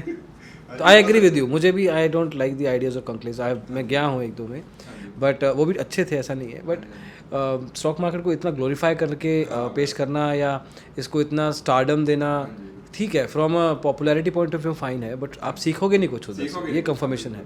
आप एक फ़ैन मूवमेंट की बात है तो येस, बट कुछ ऐसा नहीं है कि आप कुछ वहाँ पे अतरंगी, कि ये हो जाएगा कि आपका अकाउंट ही ग्रो हो गया वहाँ से, वो चीज़ नहीं होगी, वो आपको खुद ही ट्रेन। वो तो खुद ही करनी है, बोर तरीके से, लगातार तरीके से मेहनत करनी है। अब किसी ने एथलीट बनना है, वो कैसे बनेगा? वो भागता रहेगा, भागता रहेगा, भागता रहेगा, उसको देखना है हमें टाइम क्या लग रहा है, क्या है, उसको मेहनत लगानी है, अपना वेट उस हिसाब से करना है। बोरिंग काम है, दूसरे बंदे के लिए क्या भाग रहता है सारा, बट देन उसके लिए तो वही है। या भी उसेन बोल्ट को देखते देखते रहोगे तो भागना आएगा नहीं, खुद ही भागना पड़ेगा, वो जरूरी है। मिल्खा सिंह किसी को देख के तो हाँ जी, स्टैंड्स में खड़े होना अलग बात है, फील्ड में एक्चुअल करना अलग बात है। इट्स फील्ड और स्टैंड में ज़्यादातर लोग स्टैंड में ही होते हैं, फील्ड में तो 10-12 लोग ही होते हैं। बिल्कुल। तो हर इंडस्ट्री का यही है, किसी भी इंडस्ट्री में आप देखोगे तो परसेंटेज जो विनर्स जो होते हैं 5 to 10% ही ये रहता है। यही सेम स्टैटिस्टिक मार्केट में भी है, क्रिकेट में भी है, फुटबॉल में भी, हर गेम में है। मैं जानना चाहता हूँ एक हमने जो टीवी का यूज सेड ना 1 पॉइंट कि टीवी में बोलते कुछ हो रहा है, होता कुछ और है, उसको फ्रंट रनिंग भी कहते हैं, इनसाइडर ट्रेडिंग भी कहते हैं। मतलब would you like to talk about it कि क्या होता है जनरली? क्योंकि आज भी लोग टीवी देख के, पता क्या है, ये चीज़ यूट्यूब पे भी आ गई है। ऐसा नहीं है कि सिर्फ टीवी पे है, जो टीवी पे होता था अभी कुछ लेवल पे टीवी यूट्यूब पे भी होता है। हम बताते हैं वैसे कई वीडियोज़ में, but would you like to mention it कि क्या होता है फ्रंट रनिंग? फ्रंट रनिंग में एक्चुअली क्या होता है, मान लीजिए किसी एनालिस्ट है जो टीवी पे आ रहा है, तो वो क्या करता है, पहले खुद ही स्टॉक बाय करके रख लिया। मान लीजिए 100 रुपीज़ का प्राइस चल रहा है, तो उसने बाय करके रख लिया, थोड़ा सा उसने प्राइस बढ़ाया, 105 चला गया। लेकिन जब वो बाय कर रहा होता है, उसने उसी टाइम थोड़ा मेंशन भी कर दिया कि देखो ये स्टॉक है, फंडामेंटल ऐसे हैं, ये कंपनी की न्यूज़ है, कुछ ना कुछ स्टोरी बिल्डअप कर। लोग इमीडिएटली नहीं ध्यान देते, फिर धीरे धीरे जैसे पॉपुलर होता गया, ज़्यादा लोगों ने देखा। अगर मान लीजिए 1000 लोगों ने देखा टीवी, उसमें से मान लीजिए 900 ने इग्नोर भी कर दिया, लेकिन 100 लोग ऐसे होंगे जरूर जो बाय करेंगे कि यार ये तो बंदा सही कह रहा है, कुछ ना कुछ बात है इस बंदे के दम में, मतलब इसके बाद में दम है, ठीक है। तो फिर वो उसको बाय कर लेते हैं, उससे थोड़ा और स्टॉक प्राइस इन्फ्लेट हो जाता है, धीरे धीरे भागता जाता है, वो लोग अपने रिश्तेदारों को बताते हैं ये बाय करो वो करो, तो हर जगह वो न्यूज़ फैल जाती है। लेकिन जो एनालिस्ट होता है वो अपना प्रॉफिट बुक कर रहा होता है, उस टाइम पे थोड़ा सा नीचे आता है, उस टाइम पे लोग सोचते हैं वो वहाँ पे जाके वो बोलता है ये तो माइनर पुल बैक्स है, ये है वो है, हाँ होता रहता है, छोटा सा डिप तो आएगा ही, एकदम से भागा है, उस टाइम पे वो एक्चुअली डंप कर रहा होता है स्टॉक्स को, एंड वहाँ पे फिर वो जो लोग होते हैं वो फंस जाते हैं, वो एकदम से उनके बाइंग प्राइस के भी नीचे आ जाता है, एंड फिर वो बताते रहते हैं कि ठीक है धीरे धीरे करो, long term Warren Buffett, long term investing, सारी चीज़ें, तब तक वो प्रॉफिट कमा के निकल गया, नए स्टॉक पे शिफ्ट हो गया, तब तक लोग पुराने स्टॉक को भूल जाते हैं कि चलो कोई बात नहीं है तो चला गया, अब नए पे शिफ्ट होते हैं। ऐसे केसेस में कुछ लोग आए भी, पकड़े भी गए हैं, और ऑनेस्टली ये चीज़ यूट्यूब पे भी फैल रही है, और हाई टाइम के उनके ऊपर भी एक्शन लेना चाहिए। If we talk about today, psychology skill तो चलो ठीक है, सबका अपना अपना व्यू पॉइंट होएगा कि किस तरह से करना चाहिए, but from A psychology point of view वो किस तरह से बिल्ड कर रहे हो, अभी भी क्या गलतियां कर रहे हो? हाँ जी, तो अभी भी कुछ कुछ गलतियां देखो हो जाती है, इंसान है हम सब भी, तो इम्पल्सिव डिसीजंस कभी कभी ले लेते हैं, लेकिन वो जो डिसीजन हम आता है वो प्रॉफिट के ऊपर आता है, कि मान लीजिए जैसे मान लिया आपने 10-15 हज़ार का कुछ प्रॉफिट कमाया, तो उसमें 2-3 हज़ार के रिस्क ले लिए कि चलो कोई बात नहीं, देखते हैं इफ इट विल वर्कआउट और नॉट, एंड कुछ ना कुछ नया लर्न करने के लिए लर्निंग कॉस्ट तो आपको देनी पड़ती है। जैसे मान लीजिए पहले मैं पेयर ट्रेडिंग पे कुछ लर्निंग कॉस्ट दी, अब मैं धीरे धीरे कुछ और नया ट्राई करूंगा, तो बट नेक्स्ट, तो धीरे धीरे वो ट्राई करते रहेंगे, लेकिन एट मैक्स मेरे को लगता है स्टैग्नेंट थोड़ा हो गया है चीज़ एक टाइम के बाद आके, कि आपको लर्निंग की उतनी ज़्यादा नहीं है, बस धीरे धीरे बोरिंग ज़िंदगी है काफ़ी, अगर ट्रेडिंग की देखा जाए, थोड़ा लोनली जर्नी रहती है, बोरिंग थोड़ा रहता है। महीने का क्या परसेंटेज पे है? महीने का मैंने जैसे आपको बताया कि 2% भी अगर बन गया 5 CR का, तो मेरा बस टारगेट होता अच्छा, वो एग्जाम्पल था, वो सच था? वो मैं इसको सच करना चाह रहा हूँ अब, सच करना चाह रहा हूँ कि बस वही एक सच रहे कि 10 lakhs पर month is more than enough for me to live, and I am happy with that. मेरे को ऐसा कुछ नहीं करना कि दमानी बनना है या झुंझुनवाला बनना है, मैं इसमें खुश हूँ, अपना ज़िंदगी जीनी है, फैमिली को टाइम देना है, हर चीज़ करनी है। या फिर जैसे मान लीजिए 30 से 40 साल की उम्र है, तो अभी तो जैसे 5 साल हो रहा है, 5 साल में थोड़ा और कैपिटल बिल्डअप कर लिया, फिर ये सारी चीज़ पैसिवली चली जाएंगी, कि जैसे जो ओमनिबस कंपनी है उसको थोड़ा जो लोग हैं वो मैनेज कर रहे हैं, एंड फिर 30 to 40 ईयर्स की एज में मैं कुछ नई चीज़ें ट्राई कर रहा हूँ, जैसे मान लीजिए कुछ एक्टिंग लाइन में आप चले गए, स्टैंड अप कॉमेडी आपने कुछ ट्राई कर ली, तो सब कुछ करना है जिंदगी में। एक बार जिंदगी मिली है, हर चीज़ करके ही आप मरो, तो वो वाली चीज़ है। तो फ्रीडम ऑफ टाइम, जैसा कि मैंने आपको बोला कि ट्रेडिंग इज़ अ सोर्स जो है, एक it's a means to the end, it's not the end. तो ट्रेडिंग जो है इसको मैं फुल टाइम नहीं करना चाहता कि देखो चश्मे लग जाएंगे बाद में अगर आपने बहुत ज़्यादा स्क्रीन देखते रहे, ये वाली चीज़ है, वो सब नहीं करना मुझे। कि धीरे धीरे सारी चीज़ पैसिवली चलती रहे, आपका कुछ बिल्ड हो, एम्पायर बनाओ, कुछ करो, लाइफ में थोड़ा बड़ा करने का है कुछ, तो और वो चीज़ें हैं, कुछ स्टार्टअप्स के आइडियाज़ है, बाद में एक्सप्लोर करूँगा उन चीज़ों को भी, तो यही है, बाद में देखते हैं कैसा रहता है। मतलब ट्रेडिंग, लोग कहते हैं ना कि 10 साल में पूछता होता हूँ ये चीज़ कि 10-12 साल क्या कर रहे होगे ट्रेडिंग में, तो इन योर केस सिर्फ ट्रेडिंग ही नहीं है ज़िंदगी में, और भी चीज़ें हैं that you will explore, but आज की तारीख में तो सिर्फ ट्रेडिंग है, या आज की तारीख में ट्रेडिंग है। अब धीरे धीरे मैंने यूट्यूब शुरू करा, वाइन्स में वहाँ पे बना रहा हूँ, जैसे बीबी की वाइन्स थोड़ा इंस्पायर हुआ मैंने, तो ट्रेडिंग की कुछ वाइन्स में बना रहा हूँ वहाँ पे। में ट्रेडिंग की वजह स्टॉक मार्केट के अराउंड ही है? अच्छा, क्या क्या चैनल का नाम क्या है? ओमनिबल्स नाम से, ओमनिबल्स यूट्यूब पे भी, ओमनिबल्स इंस्टाग्राम पे भी है, तो दोनों जगह मैं शॉर्ट्स एंड रील्स वगैरह बना रहा हूँ, थोड़ा टाइम अच्छा निकल जाता है, थोड़े क्रिएटिव आपके दिमाग में आते हैं, क्योंकि ट्रेडिंग में अगर आप रहते हो ना, तो आपका माइंड जो फिक्स माइंडसेट बन जाता है कि आपको रोज यही करना है, थोड़ा बोरिंग काम है, तो थोड़ी क्रिएटिविटी कम आती है। जैसे जेई का टाइम था तो एनालिटिकल माइंड ज़्यादा यूज़ करा, क्रिएटिव साइड पे कुछ ज़्यादा देखा नहीं, आर्ट क्राफ्ट एंड सारी स्किल जो थी, तो वो चीज़ अब टाइम मिल रहा है उन चीज़ों का, धीरे धीरे एक्सप्लोर कर रहे हैं उस चीज़ को भी, तो देखते हैं धीरे धीरे कुछ पॉडकास्टिंग मैं भी शुरू करना चाह रहा हूँ, आपकी तरह बनना चाह रहा हूँ, इंस्पिरेशन तो है ही आप। नहीं, बट इससे पता लग रहा है कि यार see this is your choice in life, ऐसे ही बाकी लोग अपनी ज़िंदगी में, ज़रूरी नहीं है कि सबको यूट्यूब करना है, रील करना है, बट जो भी अच्छा लगता है वो भी साथ साथ करो। I mean that is more important, otherwise एक ही तरह की हो जाएगी ज़िंदगी। ऐसा है कुछ कि ये सब चीज़ें करके वापस ट्रेडिंग में हेल्प मिलती है? डेफिनेटली मिलती है, आपका माइंड फ्रेश हो जाता है एक्चुअली, क्योंकि हर टाइम अगर ट्रेडिंग चलती रहेगी आपके दिमाग में, तो उस चीज़ का कोई फायदा नहीं है, एट द एंड आप बोर हो जाओगे, थोड़ा स्ट्रेस ज़्यादा होगा। जैसे मैंने बताया, returns per unit stress is important to me right now, पहले उतना नहीं होता था, पहले हर चीज़ दिन रात जागते रहो, कुछ कुछ ट्राई आउट करते रहो चीज़ें, अब थोड़ा स्लो एंड स्टडी लाइफ को बढ़ने देते हैं सारी चीज़। तो अभी कह रहे हो कि मैं 2% तक लेके आना चाहता हूँ, क्या मेहनत कर रहे हो उसके लिए? इसके लिए कुछ नहीं, बस टाइम कम देना है मार्केट को, जितना ज़्यादा कम देना है मार्केट को, क्योंकि जितना ज़्यादा आप देखते रहोगे एक टाइम का पैसा ज़्यादा बनेगा नहीं, एक टाइम का स्टैग्नेंट हो जाएगी वो चीज़, ज़्यादा टाइम देने से लॉस और हो जाएगा, क्योंकि आप ज़बरदस्ती ट्रेड फाइंड आउट करोगे उस टाइम पे। जो ट्रेड बन भी नहीं रही है उसको भी आप फाइंड आउट कर रहे हो, तो उस चीज़ का फ़ायदा नहीं, आप लॉस ही दोगे फिर एट द एंड। वो तो जो टाइम कम भी मिला वो तो गलती वहाँ पे भी हो सकती हाँ गलती, लेकिन वहाँ पे आप लिमिटेड रहेगी ना, वहाँ पे गलती हुई, अब आप अगले दिन आओगे, ना कि उसी टाइम उस गलती को करेक्ट करने बैठोगे। उस दिन मार्केट नहीं देना चाह रही पैसा, मैंने हार मान ली, कोई बात नहीं, हार मानना बड़ा ज़रूरी है मार्केट में, कि मार्केट ने अगर बोल दिया कि आज मैं पैसा नहीं देना चाह रही, स्टॉप लॉस ले लिया है 2 बारी, उसके बाद आगे बढ़ने की ज़रूरत ही नहीं है, तभी पैसा बचा रहेगा। आज का प्रॉफिट जो है, कल का जो प्रॉफिट है वो आज लॉस में नहीं लेके जाना है, मेन बात वही है। कल का जो प्रॉफिट है वो आज लॉस में नहीं लेके जाना, वो कल फिर तो बैलेंस हो जाएगा, फिर तो न्यूट्रल जीरो पे आ जाओगे। बिल्कुल, मार्केट में यही है, धीरे धीरे इक्विटी कर्व बढ़ते जाओ, जितना अगर आप नीचे चले जाओगे, अगर आप 25% लॉस करते हो तो आप कवर करने के लिए 33% का प्रॉफिट चाहिए, ना कि 25% का, तो आपको 9% ज़्यादा कमाना पड़ेगा। एंड सिमिलरली 50% का लॉस कर रहे हो तो आपको 100% कमाना पड़ेगा, राइट। तो कैपिटल प्रिजर्व करना बड़ा ज़रूरी है। पहले इतनी चीज़ों का फ़र्क नहीं पड़ता था मेरे को, क्योंकि कैपिटल छोटा था, लेकिन जैसे जैसे कैपिटल बढ़ा जाता है तो आपको ये चीज़ें रियलाइज़ होती है, चीज़ें कि जो कमाया है पहले उसको बचा लो, मार्केट फिर अपॉर्चुनिटी देगा, फिर अपॉर्चुनिटी देगा। किसी भी एक हफ्ते में अगर आपने 100 से 150 पॉइंट पकड़ लिए, that is more than enough. And अगर आपको मैं सच बताता हूँ, बैंक निफ्टी में अगर आपने महीने का भी 150 पॉइंट पकड़ लिया तो भी that is more than enough to sustain बड़े कैपिटल पे। छोटे कैपिटल में तो कुछ नहीं था। हाँ जी, तो मतलब वही मैं कह रहा हूँ कि बाद में बड़ा कैपिटल, मेरे को परसेंटेज रिटर्न का कोई लेना देना ही नहीं है। मेरे को अब ऐसा दिखाना तो है नहीं कि भाई मैंने 100% रिटर्न कमा लिया, ये कर लिया, मैं तो अपनी लाइफ में खुश हूँ, 2% में भी अपन खुश हैं, तो अपने को वैसे ही रहने का है, उसमें अपन खुश हूँ। अच्छा, एक सवाल है जो काफ़ी लोग पूछते हैं कि मैं प्रॉफिट तो आ जाता है मेरा, और ये रिस्क रिवॉर्ड की तरफ का क्वेश्चन है, हाँ, बट मैं प्रॉफिट को बुक नहीं कर पाता। ये बहुत बिगिनर भी करते हैं, और कई लोग जो एक्सपर्ट होते हैं, मोरल एक्सपर्ट तो नहीं बट जो ठीक ठाक टाइम दे चुके हैं, वो भी ये गलती करते हैं। अब वो प्रॉफिट को बुक नहीं कर पाते क्योंकि उनको दिख गया है कि यार ये या तो बहुत जल्दी आ गया है, तो मैं वेट करता हूँ, मेरा रिस्क रिवॉर्ड का कैलकुलेशन गलत था इस केस में, या उनको डर लगता है कि अभी बुक कर लिया अगर तो क्या पता इसके आगे चला जाए, अभी गया नहीं है लेकिन चला जाए। लॉस को बहुत जल्दी बुक कर लेते हैं, छोटे स्टॉप लॉस पे निकल जाते हैं, और मार्केट शायद रिवर्सल कर देती है कई बार वहाँ से, तो फिर वहाँ से फिर रोना आता है।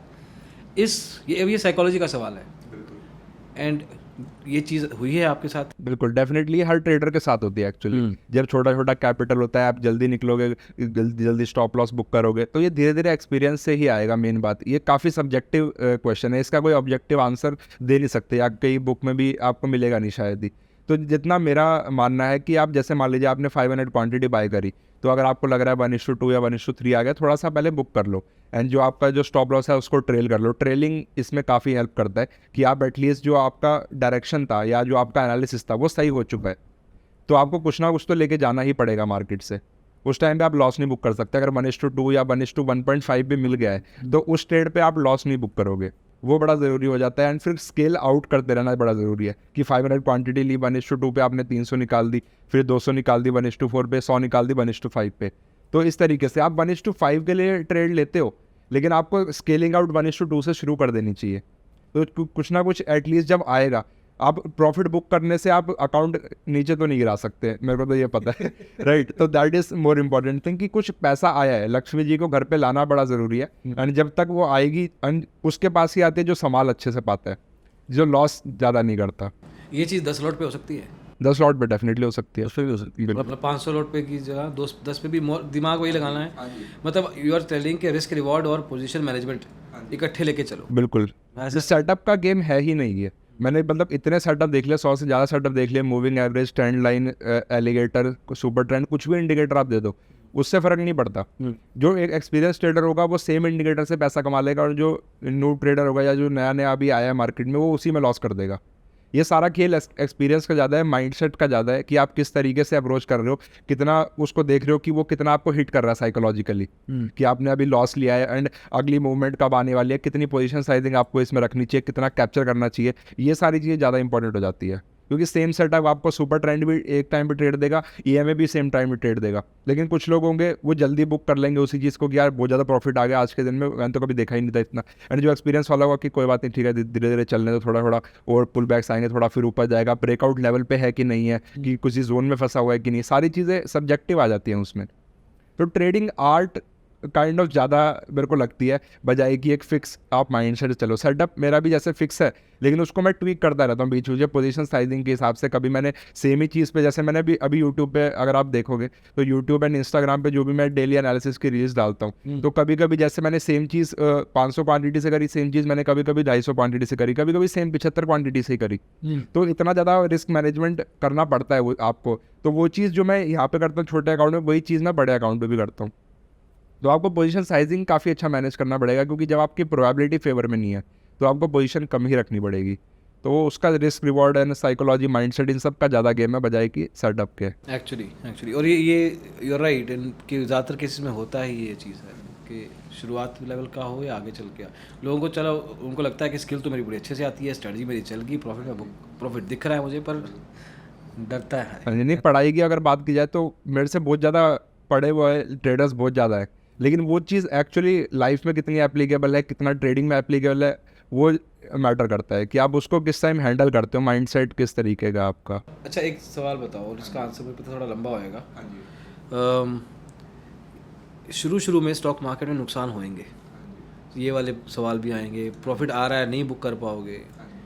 यू थिंक कि एक ट्रेडर को इस जर्नी से निकलना ही चाहिए, और कोई तरीका है ही नहीं कि उसमें टाइम लगा ले बस मार्केट में? 2-2.5 साल दे दिए जिसने, उसने नुकसान बहुत बड़े करवा के दिए, या छोटे नुकसान करवाता रहा, सीखता रहा, उसी एक्सपीरियंस को बनाता रहा, which I think is in your case has happened कि छोटे नुकसान निकालते रहे बट अड़े रहे। डू यू थिंक कि ज़रूरी है ये चीज़ टाइम लगाना, या 6 महीने में भी आप ऐसे एक ट्रेडर बन सकते हो जो कि आपको तैयार कर देगा मार्केट कि अब जाओ, आप जो करना करो, आप रेडी हो? तो एक्चुअली 6 महीने तो नहीं, 1 से 1.5 साल तो मान के चलता हूँ मैं जिस चीज़ को, क्योंकि 6 महीने में सारे मार्केट फेज देखना थोड़ा मुश्किल रहेगा, क्योंकि आपने बहुत रेयर है कि हाँ 6 महीने में। 1 से 1.5 साल इज़ गुड इनफ टाइम कि आपको थोड़ा साइडवेज मार्केट का भी एक्सपीरियंस मिल जाए, आपकी स्ट्रैटेजी टेस्ट आउट करने की चीज़ आपको मिल जाए, एंड प्रोवाइडेड कि आप उस 1-1.5 साल पे सस्टेन कर पा रहे हो अपना जो बैकअप है आपके पास अगर कुछ, तो वो चीज़ काफ़ी मैटर करती है बैक ऑफ द माइंड में, what do you have in case this does not work. तो आपको ट्रेडिंग में घुसने से पहले ही स्टॉप लॉस माइंड में लेके चलना पड़ेगा। ट्रेडिंग एज ए ट्रेडर बनने के लिए भी आपको लाइफ का भी स्टॉप लॉस लेके चलना पड़ेगा एक, तो वो बड़ा ज़रूरी है कि अगर ट्रेडिंग काम नहीं करी तो आप क्या करोगे, वो चीज़ बड़ी ज़रूरी है। क्योंकि जनरली देखो हर फील्ड में ऐसा होता है, अगर आप एक्टिंग लाइन में जा रहे हो, मान लीजिए आप दिल्ली से मुंबई जा रहे हो एक्टर बनने के लिए, तो ये तो है नहीं कि बन ही जाओगे, तो 100 में से जो लोग आते हैं वो बैकअप कुछ लेके आना ज़रूरी है कि बनने से पहले। तो सेम चीज़ ट्रेडिंग में भी है, ये भी वन वे स्ट्रीट ही है। अगर मतलब अब मार्केट को आप छोड़ सकते हो, मार्केट आपको नहीं छोड़ेगी, वापस बुला लेगी कि फिर पैसे डाल, राइट। तो ऐसी चीज़ें होती रहेंगी, कुछ बैकअप अगर आपके माइंड में है तो आप 1 से 1.5 साल डेफिनेटली इसको दो। अगर आपको चीज़ें ट्राई आउट कर रहे हो एंड जेन्युइनली आपको लर्न करना है, वो सिर्फ आपको पता होगा कि आप लर्न कर रहे हो कि नहीं। सिर्फ मार्केट में रहना इज़ डिफरेंट थिंग, मार्केट में एक्चुअली आना सीखना इज़ डिफरेंट थिंग। मार्केट में आप झूठ नहीं बोल सकते अपने आप से, लोगों को तो आप बता दो कि मैं मार्केट में कर रहा हूँ, ये कर रहा हूँ, लेकिन at the back of the mind आपको अपने आप को सच बोलना है कि मैंने क्या चीज़ें फॉलो करी, क्या मैंने रूल्स फॉलो करे, क्या मैंने पोजीशन साइजिंग सही रखी, जो मैं सोच के आया मैंने वही करा। वो चीज़ें आपको कॉन्फिडेंस देंगी, वरना मार्केट में तो लोग 20-20 साल से हैं फिर भी पैसा नहीं बन रहा है। वो चीज़ ज़रूरी है। अगर मान लीजिए किसी ने 10,000 का स्टॉक बाय करा है, किसी ने 5 लाख का स्टॉक बाय करा, दोनों के अगर जीरो हो गए, तो एक बंदे ने सिर्फ 10,000 दे के मार्केट से सीख लिया, एक ने 5 लाख दे के सीखा। तो अगर शुरू में आपका पैसा कम है तो इट्स गुड थिंग कि आपको लर्निंग कॉस्ट जो है कम देनी पड़ेगी, लेकिन कुछ ना कुछ कॉस्ट तो देनी ही पड़ती है। जैसे मान लीजिए कॉलेज में भी आप जा रहे हो, 4 साल लर्निंग कॉस्ट होती है, उसकी फ़ीस होती है, स्कूल की होती है, 12 साल लर्निंग फ़ीस होती है। तो ट्रेडिंग में भी ऐसे ही होता है। जनरली क्या होता है, बस ये सोचते हैं कोरोना ट्रेडर्स जैसे हैं आजकल, कोरोना ट्रेडर्स, यस, ये एक टर्म भी हमने मतलब यूज़ किया हुआ है। हाँ जी हाँ जी। तो कोरोना ट्रेडर्स में क्या होता है कि लॉकडाउन था, खाली बैठे थे, कुछ है नहीं, तो आईपीएल भी बंद है, तो कहीं ना कहीं तो पैसा लगाना है, तो चलो मार्केट में लगा लेते हैं। तो उसके बाद आपने देखा अभी न्यूज़ आई होगी 53 लाख से ज़्यादा डीमैट अकाउंट बंद भी हो गए हैं। तो इस तरीके से होता रहता है। तो कोरोना ट्रेडर्स वो ट्रेडर्स नहीं थे एक्चुअली, वो बस एक बार आए, अपॉर्चुनिटी देखी, थोड़ा फन करा, कैसीनो टाइप की चीज़ हो गई। तो कैसीनो नहीं है मार्केट, आपको कैसीनो में पैसा कमाना है तो you have to become the house.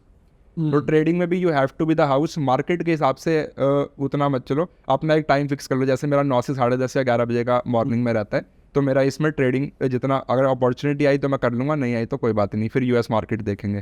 तो इस तरीके से रहता है। तो बैकअप मेरे पास दो है, एक इंडियन मार्केट भी है और यूएस मार्केट भी है। तो अपॉर्चुनिटी दिन में 2 बार मैं ले सकता हूँ रिस्क। यूएस मार्केट में कितना टाइम देते हो? यूएस मार्केट में 3 से 4 घंटे। अच्छा, इंडिया की में 1.5 घंटा है, यूएस में 3 से 4। डॉलर्स में आता है। अच्छा, अगर 100 रुपया कमाते हो तो कितना इंडिया से आ रहा है, कितना अमेरिका से आ रहा है? 100 रुपये अगर कमा रहे हैं तो 30 इंडिया से आ रहा है, 70। अच्छा, हाँ जी। Okay. Majorly you are an international trader. अब हो गया है जैसे जैसे जॉब में टाइम। क्यों ऐसा? नहीं, एक्चुअली वहाँ पे क्या है कि डॉलर्स में जैसे आप वहाँ पे 1 रुपये कमा रहे हो, वो 80 रुपये कमाने के बराबर है। तो वहाँ पे परसेंटेज जो है वो अच्छा परसेंटेज तो उतना ही है ना, लेकिन परसेंटेज में फर्क क्या है? नहीं, डॉलर्स में आता है तो वो अच्छा लगता है देखने में। अच्छा लगता वाला बात। अच्छा, साइकोलॉजिकली ये चीज़ और है। साइकोलॉजिकली छोटा अमाउंट है, जैसे $2000 बनाना और 2000 रुपये बनाने में फ़र्क है। तो $2000 आते हैं तो वो ज़्यादा खुशी देता है बजाय कि 20,000 रुपये आए। चाहे सेम भी हो अमाउंट, लेकिन वो देखने में अच्छा लगता है कि हाँ डॉलर्स में कुछ अर्न करा है, एंड फिर यहाँ पे खर्च करने में थोड़ा अलग मजा है उस चीज़ का है। वहाँ पे क्या फॉर्मेट ऑफ ट्रेडिंग करते वहाँ पे फ्यूचर्स रहते हैं, कमोडिटीज़। जैसे कमोडिटी में हाँ जी, क्रूड ऑयल एनर्जी मार्केट्स जैसे हो गई, क्रूड ऑयल हो गया, आरबॉब, गैसोलीन, नेचुरल गैस, ये 4-5 प्रोडक्ट्स हैं। S&P भी कभी कभी ट्रेड करते हैं। और तरीका वही है? नहीं, तरीका थोड़ा डिफरेंट है। रिवर्सल्स वहाँ पे ज़्यादा ट्रेड करते हैं। इंडिया रिसर्च करते हैं। वहाँ पे रिवर्सल, क्योंकि वहाँ पे जो मार्केट्स मैच्योर हो जाती है ना ज़्यादा, तो वहाँ पे चॉपीनेस ज़्यादा होती है। इंडियन मार्केट अभी उतनी मैच्योर नहीं हुई है। वहाँ बड़ा जो पैसा है बाहर की मार्केट्स में ज़्यादा है। वहाँ पे बहुत बड़े बड़े प्लेयर्स बैठे हैं, बिलियंस लगा रहे हैं। इंडियन इक्विटी मार्केट छोटी मार्केट है, कमोडिटी उससे बड़ी है, उससे बड़ी फिर फॉरेक्स मार्केट हो जाती है। करेक्ट। वो तो वाली चीज़ है, तो उसको मूव करना इतना आसान नहीं होता, ट्रेंड पकड़ पाना, स्पाइक्स ज़्यादा आते हैं उसके अंदर। तो हम उसमें रिवर्सल ज़्यादा ट्रेड करते हैं कि मान लीजिए कुछ रिवर्सल का सिग्नल बन रहा है हमारी स्ट्रैटेजी में, तो उसको हम ज़्यादा ट्रेड करना प्रेफर करता हूँ मैं। और यहाँ पे जो है कि आपने बस कोई डायरेक्शन ले ली तो वहाँ पे ऑप्शंस प्लेयर ज़्यादा है, यहाँ पे उधर फ्यूचर्स प्लेयर ज़्यादा है। अच्छा, तो इसका डिफरेंस रहता है, क्योंकि यहाँ पे तो एसएल कटेंगे ऑप्शन ट्रेडर्स के, तो इसलिए मूवमेंट आएगी। यहाँ पे क्या है, फ्यूचर्स ट्रेडर्स है, वहाँ पे स्पाइक्स में एसएल कटेंगे तो फ्यूचर्स ट्रेडर डरेंगे। ऑप्शंस में उतना इम्पैक्ट नहीं आता। उधर टर्नओवर फ्यूचर्स का ज़्यादा है ऑप्शंस के कंपैरिजन में? ओके, क्योंकि हम थोड़ा रिसर्च कर रहे थे, हमारा एक वीडियो आ रहा है कि यूएस मार्केट का हम एक फुल एनालिसिस कर रहे हैं। आज ही आ रहा है वो वीडियो, इनफैक्ट आने वाला है। तो उसमें हमें ऑप्शंस का टर्नओवर का डेटा नहीं मिला, बट यू आर सेइंग कि ऑप्शंस का इतना वहाँ पे है भी नहीं। इंडिया की तरफ से, मतलब इंटरनेशनल मार्केट्स की तरफ से भी नहीं है कि वहाँ का रिटेल ट्रेडर भी नहीं करता है वहाँ पे? इतना ज़्यादा मतलब आइडिया नहीं है मेरे को भी। हाँ, ओके, चलो वापस इंडिया आते हैं।